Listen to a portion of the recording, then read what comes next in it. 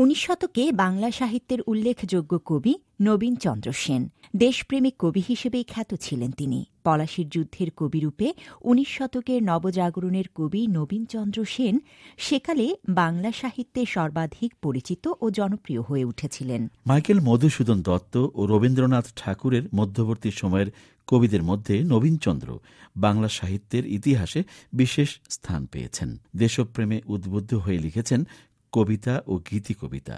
তাঁর প্রথম কবিতা কোনো এক বিধবা কামিনীর প্রতি তৎকালীন অন্যতম শ্রেষ্ঠ পত্রিকা এডুকেশন গেজেটে যখন প্রকাশিত হয়, তখন তিনি FA শ্রেণী বা উচ্চ মাধ্যমিকের শিক্ষার্থী।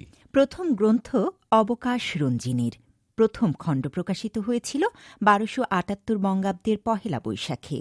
দ্বিতীয় খণ্ড প্রকাশিত হয়েছিল আরও 6 বছর পর। 1875 সালে প্রকাশিত নবীনচন্দ্র সেনের পলাশীর যুদ্ধই প্রথম বড় কাব্য, যা পৌরাণিক বিষয়ের বাইরে অনতিকাল পূর্বের ইতিহাসের ঘটনা নিয়ে রচিত, যে ইতিহাসের সঙ্গে বাংলা এবং ভারতবর্ষের পরবর্তী ইতিহাস গভীরভাবে যুক্ত। সেকালে শিক্ষিত বাঙালি মানুষে যখন দেশপ্রেম ও স্বাধীনতার চেতনার বিকাশ ঘটছিল, তখন নবীনচন্দ্রের এই কাব্য পাঠকদের দারুণভাবে অনুপ্রাণিত করেছে এবং এটি পাঠকপ্রিয় হয়েছিল। বঙ্কিম চট্টোপাধ্যায় পলাশীর যুদ্ধ কাব্যকে তেজস্বিনী, জ্বালাময়ী এবং অগ্নিতুল্য আখ্যা দিয়ে ইংরেজ রোমান্টিক কবি লর্ড বাইরনের চাইল্ড হ্যারাল্ড কাব্যের সঙ্গে তুলনা করেছেন এবং এটিকে বাংলা সাহিত্য ভাণ্ডারের একটি বহুমূল্য রত্ন হিসেবে আখ্যায়িত করেছেন। যদিও পলাশীর যুদ্ধ মহাকাব্য প্রকাশিত হলে তাঁকে ব্রিটিশ সরকারের রোষানলে পড়তে হয়েছিল। মহাকাব্যের ধারায় এক নতুন বিস্তৃতি দেখিয়েছেন নবীনচন্দ্র সেন। তার 3 খণ্ডে রচিত মহাকাব্য রৈবতক, কুরুক্ষেত্র এবং প্রভাস ছিল মহাকাব্যের 3টি স্বতন্ত্র অংশ।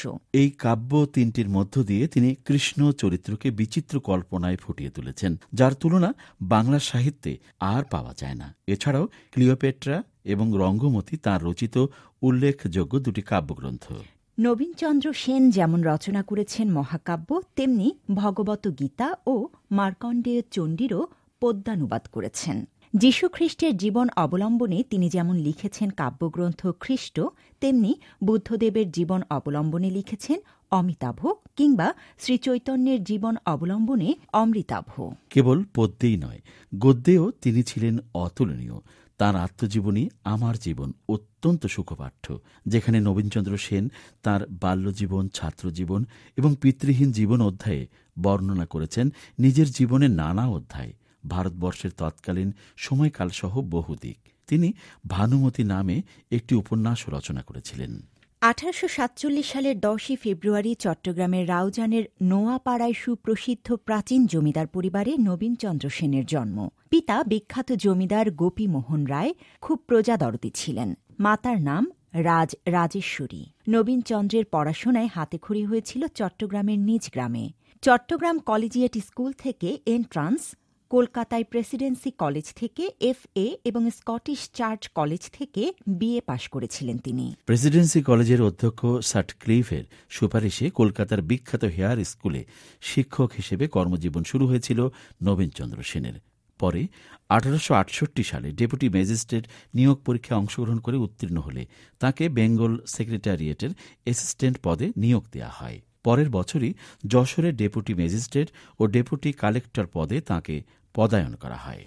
কর্মজীবনে তিনি বাংলা, বিহার, ত্রিপুরার অনেক স্থানে দক্ষতার সাথে দায়িত্ব পালন করেন।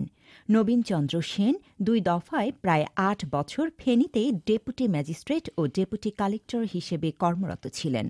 তার প্রশাসনিক দক্ষতায় ফেনীতে সর্বপ্রথম এন্ট্রান্স বা হাই স্কুল প্রতিষ্ঠিত হয়। কেবল তাই নয়, ফেনীতে প্রথম হাসপাতাল, ফেনী বাজার স্থাপন, ফেনী রেল স্টেশন, জেলখানা, ট্রেজারি সহ আধুনিক শহরের যাবতীয় মূল ভিত্তি স্থাপন করেছিলেন নবীনচন্দ্র সেনই।